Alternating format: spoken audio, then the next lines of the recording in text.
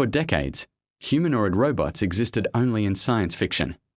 Movies imagined machines walking, working, and thinking like humans. Most people believed it would never happen. But engineers Factories, refused to give up. Warehouses and construction sites were designed for human bodies. Engineers realized that instead of redesigning the world for robots, they could build robots shaped like humans. Building a robot that looks human is easy. Building one that walks like a human is incredibly difficult.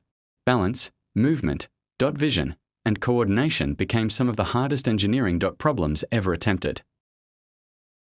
Robots fell. Motors failed. Software crashed. Engineers spent years solving problems one by one. Every failure brought them closer to a breakthrough. A robot cannot perform a task if it cannot understand its environment.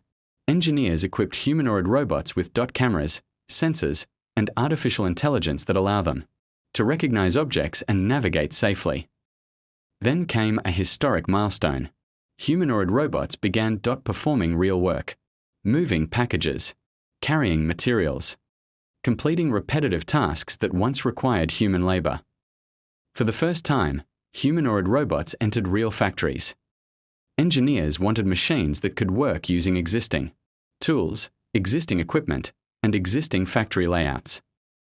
Humans remain faster and more adaptable in many situations, but robots can work continuously, handle repetitive tasks, and enter dangerous environments where safety is a concern. Engineers imagine a future where humans and robots work side by side. Robots handle repetitive labor, while humans focus on creativity, supervision, and problem solving. Humanoid robots are no longer science fiction. They are entering the workforce today. The next decade may determine whether these machines become one of the greatest engineering innovations of our time, or remain an ambitious experiment. Please subscribe, comment, like and share